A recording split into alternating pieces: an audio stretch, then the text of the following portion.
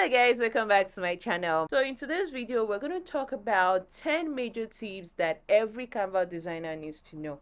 And this is not just for beginners, but also as an experienced designer on Canva, this is something that you should emulate in your design. So as we all know, Canva is that tool that actually allows us to create different types of graphics for different things. For instance, if you want to create your social media graphics, if you want to create presentations, if you want to create your CV, you want to create an invoice, name it, there's nothing you want to create that Canva will not allow you to do. Oh, by the way, including videos as well. So which is why Canva is our go-to tool that actually anybody can go to help themselves out. It doesn't actually look at how long you or how far you've gone in your designing experience, but it helps you to keep improving yourself when using Canva. So these tips I'm going to share with you are very, very important, and I would like you to sit back and really enjoy this video. Okay, the first one is starting with a template.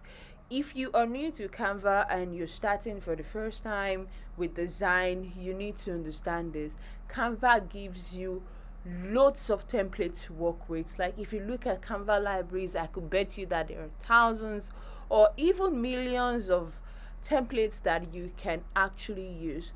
And you don't have to be using the pro version of Canva before you start actually using Canva or utilizing Canva to its fullest, right? Canva allows you to, customize these templates that has already been pre-created by graphic designers like yourself. And also, it's also a very good place to start. For instance, I'm still struggling, I'm still finding it hard to understand how designing works. But there is this fine design I see out there that someone has actually done an amazing job on. And I really want to use this for my design. So I can go ahead and use that without having issues with anything like copyright, because Canva have given me that power to use the design, right? And it is not just for designs that you want to use on socials alone. You have templates for presentation, templates for infographics, you have templates for CVs, you have template for invoice, you have template for receipts, you have template for logos, cards, name it. There's nothing you don't have template for. So that's why I would advise that you start with templates. So the second one would be how to work with colors. Colors are what makes your design actually pop out. They are what makes your design look professional, and you don't want to use too many colors. Like if you have like you're using 5-6 different colors in a design, it's already looking like a rainbow. Like it's looking like you are lost. The design is going to be looking cluttered and unprofessional, and that's not what you want. So that's why you have to try as much as possible to limit your color palette. And when I'm talking about limiting, I always advise that you stick to 2 to 3 colors so that you actually know what you're doing. And if your design or maybe what you're working on is for a brand, you need to incorporate, the color from the brand into your design. It could be part of the 2 or 3 colors that you're using. And also, this actually makes your design looks a lot more appealing to the eye. It passes the message without people bouncing off just by seeing your design. The third one is how to navigate the use of images. If you're using images in your design, you need to try as much as possible to make sure that you get the highest quality of that image. Never use low quality images in your design. And also, Canva has this library that allows you to get any image that you want to use for free, or if you actually need to subscribe to their pro version to actually use some of those images as well, you can do that. Or you can actually click on the extension part on Canva, where you can install extensions from like Pixabay on Canva and get more pictures that you need. It is very, very key to your designs to use high quality images. Okay, the next one would be font. Font. I am emphasizing on that because I know how important it is for you to use a good font in your design. You don't want a situation where people are on your page, they are on your article or anything that you design on Canva, and they are still trying to, see what is written there. They are finding it difficult to read what you have there. You want to really avoid that. And also, you need to understand that there are different fonts that work for different design. If you're working on designs that you want to look professional, you might not actually be looking at using handwriting fonts.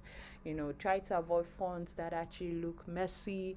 Or if you are doing something relating to, maybe you are trying to create a design that kind of have that drop of blood, there are also the type of fonts that you could use to achieve that. So try as much as possible to use the best font for your design. So the next one is your white space.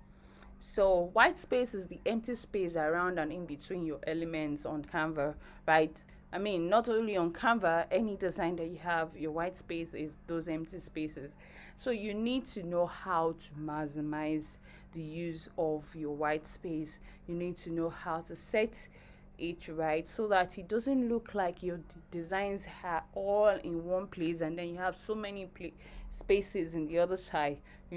Try and maximize it so that your design looks very clean and also really professional. It actually shows that you know what you're doing. Okay, the next one is using hierarchy. Hierarchy is a design principle that helps to organize your content, in a way that is visually appealing and easy to understand. So creating an hierarchy means that you could actually be using different font size, different colors. Your placement can be different. This actually helps your design to actually look really cool and also professional. It looks like you actually know what you're doing, and you could actually maximize the use of the templates that are already created in Canva by checking one or two templates and combining that designs, elements, and everything together to create your own unique design. So moving on to the next one would be proofreading. It is very important that you avoid grammatical errors. Like, try as much as possible to avoid that, because it makes your design just look like you don't know what you're doing. And on several occasions, I've had situations like that where I've actually finished up on a design, I've uploaded, and I'm finding it. Immediately, I had to bring down the design because that means that I don't know what I'm doing. So you have to try as much as possible to, check, proofread carefully, look through your designs. Don't say I'm just here for the design, whatever text I'm giving, it's I'm just gonna work with that. No, look at the designs, read through, and be sure that you're actually using the right spelling, the right words, and everything actually look really professional. The next one is actually using grids and alignment tools. Canva allows you to have varieties of grids and alignment tools that you can use, and it actually helps you to balance. Like, you don't want your design looking slant, like you don't want something that should be on 180 degree looking like it's on 187 or something. You don't want that. So to avoid things like that, to avoid situations like that, it is often better you use grids and alignment tools in Canva. The next one is using the right format.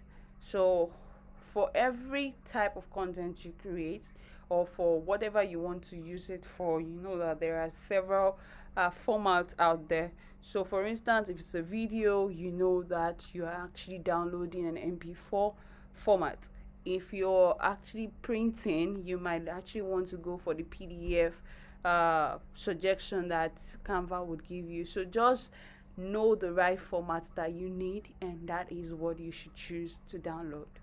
So the last tip is it's just having fun. I mean, you don't have to be all straight with Canva. Canva tool is very powerful, and what you just have to do is just experiment, like try out different things, come up with an idea, put it down, draw something, try to recreate that using Canva, and just try out, because there are so many tools on Canva that you might not, I mean, even for the free Canva, you might not get to explore everything, so just keep trying, and the more you do that, the more you gain experience, the more your design becomes better and all, and you as a person, you get more confident in your design. Okay guys, that's it for this video. I hope that you can drop in the comment section what part of this video you really found valuable, and please don't forget to give this video a thumbs up, share with your friends, and also subscribe to my YouTube channel. I'll see you in my next video. Bye.